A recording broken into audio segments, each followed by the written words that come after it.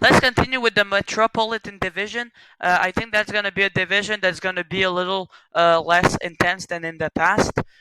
Because there are a lot of teams with players that are getting old and who maybe will have to go to a rebuild. I'm talking about Washington and Pittsburgh. But for the first in this division, I'm going to go with the New York Islanders. I really like the team in general. They're underrated, a little bit like the Carolina Hurricanes. They made the semifinals of the playoffs 2 years in a row, but a lot of people are sleeping on them. And I think this season they're gonna show to people how good they are, and they're gonna be first in that division. Their goaltending is really good, one of the best tandem in Sorokin and Varlamov. Uh, their defense is, in general, their team is like by it's a union, and a lot of people, the players are participating. And in recent years, to have depth and to have heart is what makes you win in this league. And I think the Islanders have every of that, and their offense is gonna be by onion because they have plenty. They don't have a star, but they have plenty of good players in Brock Nelson, Anthony Beauvillier, Anders Lee, Jean Gabriel Pajot, and Matt Barzell. Of course, he's the leader. And yes, for the second team, I think it's gonna be the Carolina Hurricanes. A little bit like the New York Islanders, they're really underrated, and I think it was a little bit weird the Nedeljkovic trade to for basically a free agent who they didn't sign, and and after they signed Anderson and Ranta to be the goaltender to replace Nedeljkovic and Petr Mrazek, and I think that's gonna be kind of a good tandem, but the defense of the Hurricanes gonna make them look strong. And I'm a little bit worried that Tony DeAngelo might create problems in the team because we know that he had attitude problems over the recent years, and that's why he only signed for a 1 year contract. And I still think the Carolina Hurricanes are a really good team with Andrei Sveshnikov and Sebastian Howe, who are really big talents and who could have a really surprising year.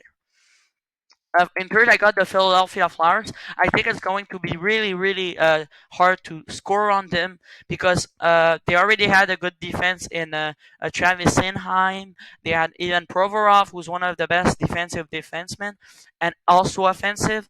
But now they also add Ryan Ellis and Rasmus Ristolainen.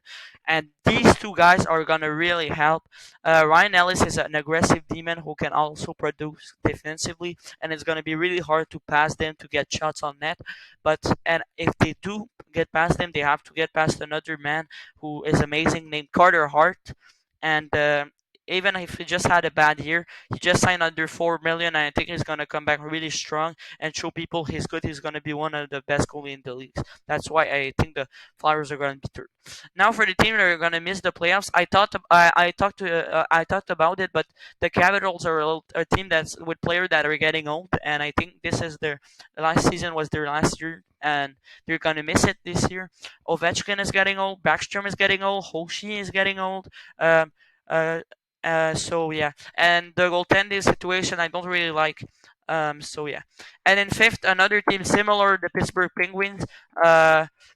They're also a team with players that are getting old, like Crosby, Malkin, and I don't like their goaltending. Jerry was terrible in the series against the Islanders last year, and I really think the goaltending is going to cause Pittsburgh a lot of problems, and they might consider rebuilding the team a little bit since they just had like two Stanley Cups in a row in 2016 and 2017, and had a lot of good moments in the last 15 years.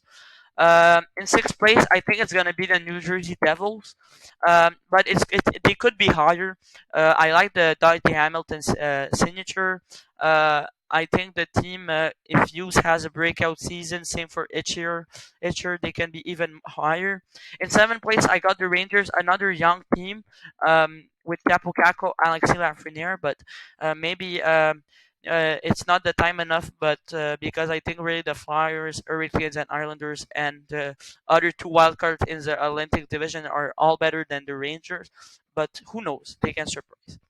Uh, and in eighth place, don't sleep on the Jackets though. I put them in eighth place. A lot of people put them in last place, but don't sleep on them. Their teammate just died, and who knows if they're gonna have more heart and more wanting to win because of him.